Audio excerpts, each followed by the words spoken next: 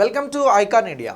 Icon India మీకు 2022కి సంబంధించినటువంటి current అఫైర్స్ని examination point of వ్యూలో అందించడం జరుగుతూ ఉంది.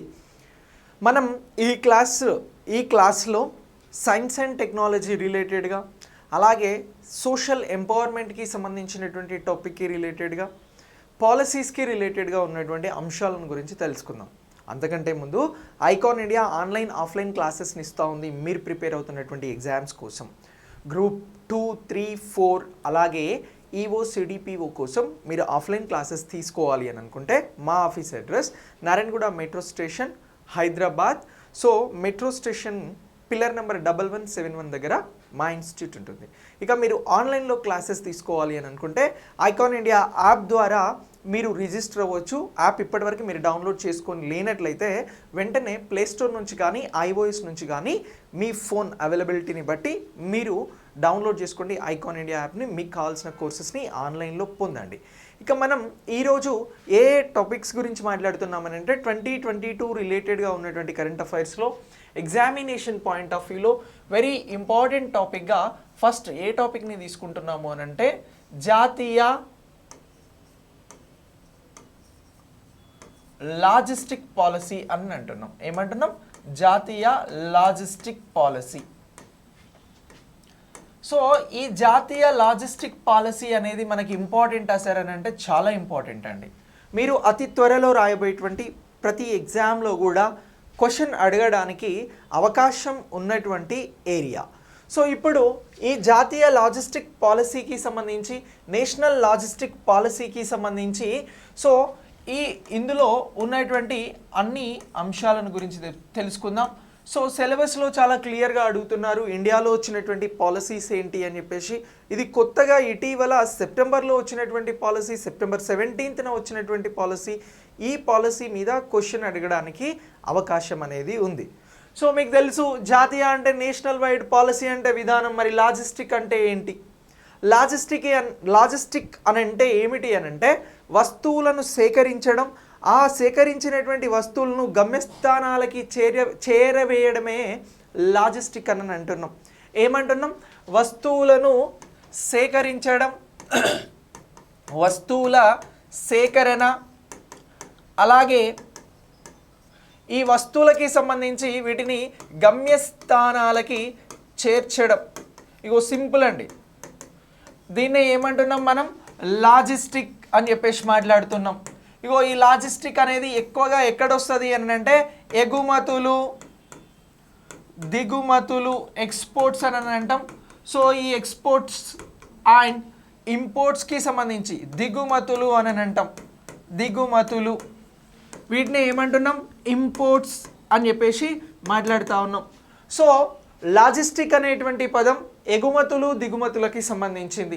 ఎగుమతులు దిగుమతులలో మీకు తెలుసు ఏముంటావి అని అంటే వస్తువుల సేకరణ ఉంటుంది, వాటిని భద్రంగా అవి చేరాల్సిన చోటికి చేర్చడం అనేది ఉంటుంది. ఇగో దీనినే లాజిస్టిక్ అని అంటున్నాం. ఈ లాజిస్టిక్కి సంబంధించే ఈ 2022 సెప్టెంబర్ ఎప్పుడు అని అంటున్నాం? 2022 సెప్టెంబర్ 17న ఏమొచ్చింది అని అంటే ఈ నేషనల్ లాజిస్టిక్ పాలసీ అనేది రావడం జరిగింది అని అంటున్నాం. ఏమొచ్చింది అని అంటున్నాం? నేషనల్ లాజిస్టిక్ పాలసీ అనేది వచ్చింది. ఇటీవల నేషనల్ లాజిస్టిక్ పాలసీని ఎప్పుడు తీసుకొచ్చారు అని అంటే సెప్టెంబర్ 17th. ఇటీవల నేషనల్లో తీసుకొచ్చిన పాలసీ ఏంటి సెప్టెంబర్ మంత్లో అంటే లాజిస్టిక్ పాలసీ. సో ఈ లాజిస్టిక్ పాలసీకి సంబంధించి ఇది దేనికి సంబంధించింది అని అంటే వస్తువుల సేకరణ, వాటిని భద్రంగా గమ్యస్థానాలకి చేర్చడం అని అంటున్నాం. లాజిస్టిక్ అనేది దేనికి సంబంధించింది అని అంటున్నాం? ఎగుమతులు దిగుమతులకి సంబంధించి. ఒక దేశ ఆర్థిక వ్యవస్థ అనేది బలంగా ఉండడానికి ఎగుమతులు దిగుమతులు అనేవి అత్యంత కీలక పాత్రను వహిస్తాయి. ఈ ఎగుమతులు దిగుమతులల్లో ఏమైనా తేడాలు వస్తే, వ్యత్యాసం వస్తే దాన్ని బ్యాలెన్స్ ఆఫ్ ట్రేడ్ అని అంటాం. భారతదేశానికి సంబంధించి ప్రపంచ దేశాలకి సంబంధించి బ్యాలెన్స్ ఆఫ్ ట్రేడ్ అనేది తగ్గినప్పుడు దేశ ఆర్థిక వ్యవస్థ అనేది క్రిటికల్గా మారుతుంది. సో ఇలా ఈ లాజిస్టిక్ అనేది ఎగుమతులను దిగుమతులను ప్రోత్సహించి మరింత బలోపేతం చేస్తుంది అని అంటున్నాం. సార్ మరి ఇప్పుడు దేశంలో ఈ నేషనల్ లాజిస్టిక్ పాలసీని తీసుకురావాల్సినటువంటి అవసరం ఏముంది సార్ అని అంటే ఉంది. ఎందుకు అని అంటే ఇప్పుడు భారతదేశంలో పూర్తి స్థాయిగా పారిశ్రామిక విధానాల కంటే ఎక్కువ పారిశ్రామిక విధానాలతో ముందుకెళ్తున్నటువంటి దేశాలు యుఎస్ఏ, అంటే United states of America, Singapore ఇలాంటి దేశాలలో లాజిస్టిక్గా అవుతున్నటువంటి ఖర్చు కేవలం 7% నుంచి 8% మాత్రమే. ఎంత ఖర్చు అవుతుంది లాజిస్టిక్కి సంబంధించి? 7 నుంచి 8% ఖర్చు అవుతుంది. మరి ఇదే భారతదేశంలో లాజిస్టిక్ ఖర్చులు ఈ దేశాలతో పోల్చి చూస్తే మన దేశంలో ఎంత ఖర్చు అవుతుంది లాజిస్టిక్కి సంబంధించి అని అంటే 14% నుంచి 15% ఖర్చు అవుతుంది. అర్థం కాలేదా ఈ రెండు? నేను అర్థమయ్యేటట్టు చెప్తా. ఫర్ ఎగ్జాంపుల్ ఒక 1000 రూపాయల ఏదైనా సరుకు ఉంది, లేకపోతే ఏదైనా వస్తువు ఉంది, ఆ వస్తువుని తరలించాలి అని అంటే ఈ దేశాలలో 7 నుంచి 8 రూపాయలు ఖర్చు అవుతుందండి. ఎక్కడ? అభివృద్ధి చెంది పారిశ్రామిక విధానాలలో, పారిశ్రామిక రంగంలో ముందున్నటువంటి దేశాలలో. మరి ఇదే భారతదేశంలో అదే 1000 రూపాయల వస్తువును ఎగుమతో లేదో దిగుమతో చేయాలంటే 14 నుంచి 15 రూపాయలు ఖర్చు అవుతుంది. అంటే ఈ దేశాలలో అయ్యేదానికంటే డబుల్ అయితే ఇక్కడ అవుతుంది కదా. సో ఇప్పుడు దీన్ని తగ్గించుకోగలిగితే ఇక్కడ లాజిస్టిక్లో ఇండియా అనేది స్ట్రాంగ్ అవుతుంది కదా. సో ఇలా ఈ లాజిస్టిక్ అనేది ఇప్పుడు భారతదేశానికి అవసరం. ఇక 2017-18 సోషియో ఎకనామిక్ సర్వేకి అనుగుణంగా లెక్కలను పరిశీలిస్తే ఎప్పుడు అని అంటున్నాం? 2017-18లో సోషియో ఎకనామిక్ సర్వేకి సంబంధించి ఎంతమంది లాజిస్టిక్ రంగం పైన ఆధారపడి ఉన్నారు అని అంటే 22 మిలియన్ల మంది. ఎంతమంది అని అంటున్నాం? 22 మిలియన్ల మంది. అంటే సుమారు 2,20,00,000 మంది ఈ లాజిస్టిక్ రంగం పైన భారతదేశంలో ఆధారపడి ఉన్నారు. మరి ఇంతమంది కూడా ఏ విధంగా ఈ ఎగుమతులు దిగుమతుల కోసం పనిచేస్తూ ఉన్నారు అని అంటే అనార్గనైజింగ్ సెక్టార్లో పనిచేయడం జరుగుతూ ఉంది. దీన్ని అనార్గనైజింగ్ని తెలుగులో ఏమంటాము అని అంటే అసంఘటిత రంగము అని అంటాం. అంటే ఎక్కడ రిజిస్టర్ అయి ఉండవు ఆ కంపెనీలు, అవి అసలు భారత ప్రభుత్వంలో రిజిస్టర్ కాకుండా వర్క్ అనేది ప్రక్రియ జరుగుతూ ఉంటుంది. సో ఇలాంటి ప్రక్రియ జరుగుతున్నటువంటి అసంఘటిత రంగానికి సంబంధించి ఈ లాజిస్టిక్ రంగం అనేది ఉంది. కానీ దీని అవసరం అనేది దేశానికి చాలా ఉంది. దేశ అభివృద్ధిలో ఇది కీలక పాత్ర పోషిస్తూ ఉంది. ఇప్పుడు దీన్నంతా కూడా ఆర్గనైజింగ్ చేసి ఇందులో అవుతున్నటువంటి ఖర్చులను చాలా తక్కువకి తగ్గించి సింగపూర్, అమెరికా లాంటి దేశాలలాగా మన దేశంలో కూడా ఈ వ్యవస్థను పటిష్టం చేసేందుకోసం అని చెప్పేసి ఇప్పుడు భారతదేశంలో ఈ నేషనల్ లాజిస్టిక్ పాలసీ అనేది తీసుకురావడం జరిగింది. సో ఇలా ఈ పాలసీ వచ్చిందా లేదా అని అంటే వచ్చింది అని చెప్పాలి. ఎప్పుడు వచ్చింది అని అంటే September 17న ఇంట్రడ్యూస్ చేయడం జరిగింది అని చెప్పాలి. ఇప్పుడు భారతదేశంలో లాజిస్టిక్ ఖర్చులు ఎంత పర్సెంటేజ్ అవుతున్నాయి అని అంటే 14 to 15% ఉన్నాయి. అభివృద్ధి చెందినటువంటి దేశాల్లాగా 7 to 8%కు ఈ ఖర్చులను తగ్గించుకోవడానికి భారత ప్రభుత్వం ఈ జాతీయ లాజిస్టిక్ పాలసీని తీసుకొచ్చింది. అలాగే ఈ పాలసీకి సంబంధించిన ప్రధాన ఉద్దేశం ఏంటి అని అంటే అసంఘటిత రంగంగా ఉన్నటువంటి లాజిస్టిక్ని సంఘటిత రంగంలోకి మార్చడం, ఆర్గనైజింగ్ సెక్టార్లోకి మార్చడం అనేది ఈ పాలసీ ముఖ్య ఉద్దేశం అని అంటున్నాం. ఇక దీంతో పాటు ఇప్పుడు సంఘటిత రంగంలోకి మార్చాలి, ఏదైతే ఆర్గనైజింగ్ సెక్టర్ ఉందో దాంట్లోకి మార్చాలి అని అనుకుంటున్నారు. మరి మార్చాలి అనుకున్నప్పుడు ఇప్పుడు అభివృద్ధి అంటే టెక్నాలజీ పరంగా కూడా ఈ రంగాన్ని అభివృద్ధి పదంలోకి తీసుకెళ్ళాలి అని అంటే ఏం టెక్నాలజీ వాడబోతున్నారు దీంట్లో అని అంటే ఆర్టిఫిషియల్ ఇంటెలిజెన్స్, కృత్రిమ మేధస్సుకి సంబంధించినటువంటి టెక్నాలజీని వాడబోతున్నారు. సార్ ఎక్కడ వాడతారు సార్ ఈ టెక్నాలజీని అని అంటే ఎగుమతులు దిగుమతులు అనేవి భారతదేశంలో ఉన్నటువంటి రోడ్డు రవాణా, వాయు రవాణా, జల రవాణా ద్వారా జరుగుతాయి. ఈ మూడింటిని కూడా ఒక పోర్టల్లోకి తీసుకురాబోతున్నారు. ఎందులోకి తీసుకొస్తున్నారు అని అంటున్నాం? పోర్టల్లోకి తీసుకురాబోతా ఉన్నారు. ఇలా పోర్టల్లోకి తీసుకొచ్చి ఆర్టిఫిషియల్ ఇంటెలిజెన్స్ని ఇంటర్లింక్ చేసి సో ఎగుమతులు దిగుమతులకి సంబంధించినటువంటి ట్రాన్స్పరెంట్ ఇన్ఫర్మేషన్ని అందించడం ద్వారా కూడా ఈ రంగానికి, ఈ పాలసీకి మరింత పదును పెరిగినట్లయితుంది అని చెప్పేసి కూడా భావించడం జరుగుతూ ఉంది. ఇగో ఇలా ఈ రంగాన్ని అభివృద్ధి చేసేందుకు, ఎగుమతులను దిగుమతులను ప్రోత్సహించేందుకు, భారతదేశాన్ని లాజిస్టిక్లో మరింత ముందుకు తీసుకువెళ్లేందుకు ఇలాంటి టెక్నాలజీని కూడా వాడుతూ ఉన్నారు. ఇక కొన్ని వస్తువులు పార్షియబుల్ గూడ్స్ అంటే తొందరగా ఖరాబ్ అయ్యేటువంటి, పాడైపోయేటువంటి వస్తువులు ఉంటాయి. సో వాటికి సంబంధించి కూడా ఏం చేస్తూ ఉన్నారు అని అంటే అలా వాటి కోసం కోల్డ్ స్టోరేజెస్ని కూడా ఏర్పాటు చేయబోతూ ఉన్నారు. ఇలా పలు విధాలైనటువంటి ఈ సిస్టమ్ అంతా కూడా, లాజిస్టిక్ సిస్టమ్ అంతా కూడా చాలా అద్భుతంగా పనిచేసేందుకు చర్యలను తీసుకునే విధానమే ఈ నేషనల్ లాజిస్టిక్ పాలసీ అని అంటున్నాం. మరి ఈ లాజిస్టిక్ పాలసీకి సంబంధించి వరల్డ్ వైడ్గా లాజిస్టిక్ పర్ఫార్మెన్స్ ఇండెక్స్ అనేది ఇస్తూ ఉన్నారండి. ఏమి ఇస్తూ ఉన్నారు అని అంటున్నాం? లాజిస్టిక్ పర్ఫార్మెన్స్ ఇండెక్స్ అనేది ఇస్తూ ఉన్నారు. ఒకసారి దీనికి సంబంధించి 2018 ఇండెక్స్ చూసినట్లయితే లాజిస్టిక్ పర్ఫార్మెన్స్ ఇండెక్స్ భారత్ పనితీరు ఎలా ఉంది అని అంటే ప్రపంచ దేశాలలో భారత్కి 44వ ర్యాంక్ ఉందండి. ఎన్నవ ర్యాంక్ ఉంది అని అంటున్నాం? లాజిస్టిక్లో 44వ ర్యాంక్ ఉంది.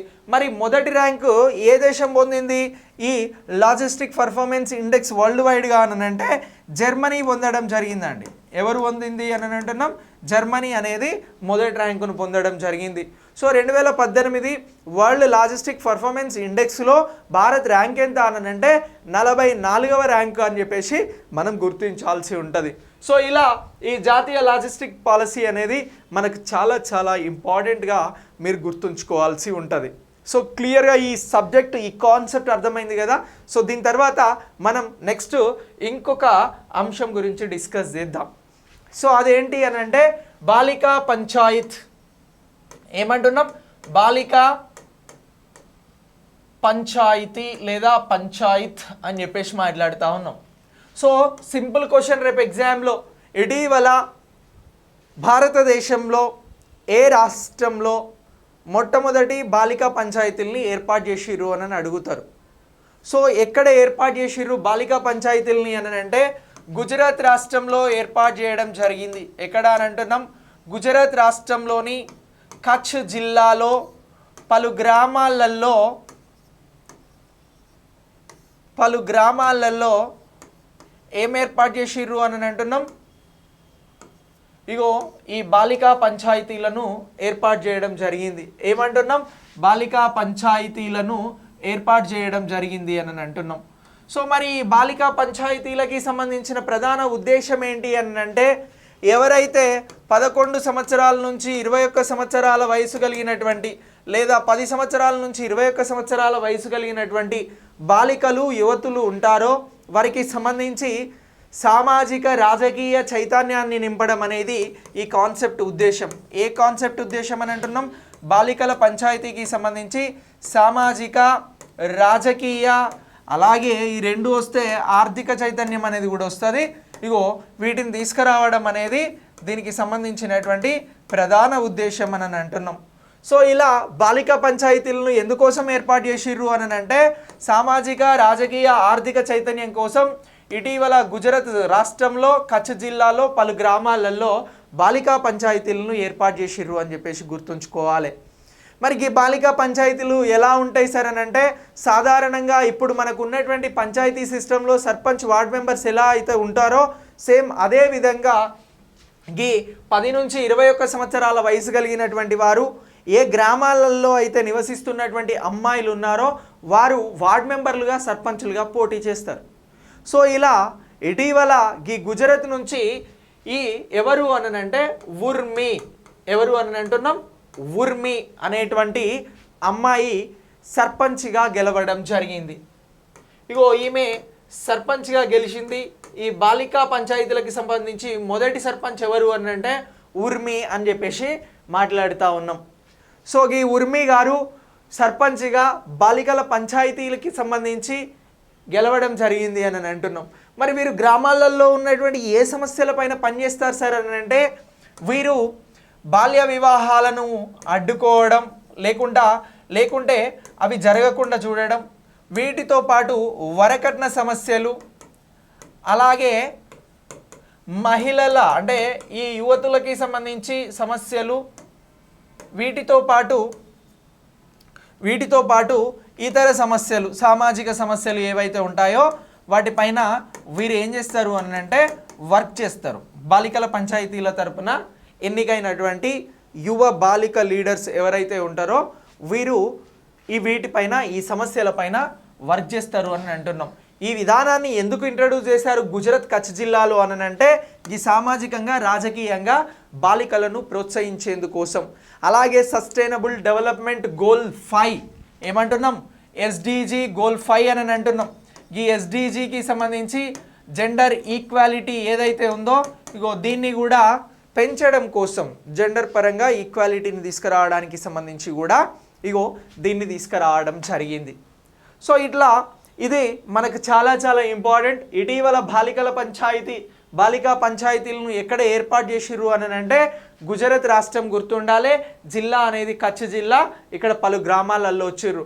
మొదటిసారి బాలికల పంచాయతీలకి సంబంధించి ఎవరు సర్పంచ్గా ఎన్నికయ్యారు అని అంటే 20 సంవత్సరాల 20 ఇయర్స్ వయసు కలిగినటువంటి ఉర్మి ఎన్నిక కావడం జరిగింది అని అంటున్నాం. సో నెక్స్ట్ వీరు ఏ వయసు నుంచి ఏ వయసు వారు బాలికల పంచాయతీలకి సంబంధించి గుర్తించబడుతున్నారు అని అంటే 10 సంవత్సరాల నుంచి 21 సంవత్సరాల వయసు కలిగినటువంటి వారు ఇందులో బాలికల పంచాయతీలకి సంబంధించినటువంటి పరిధిలోకి వస్తారు అని అంటున్నాం. ఇక నెక్స్ట్ దీనికి సంబంధించి ఏ చైతన్యాన్ని కల్పిస్తూ ఉన్నారు అని అంటే సామాజిక రాజకీయ చైతన్యాన్ని కల్పిస్తున్నారు అని చెప్పేసి గుర్తుంచుకోవాల్సి ఉంటుంది. సో ఇలా బాలికల పంచాయతీ కాన్సెప్ట్ అనేది very very important to us.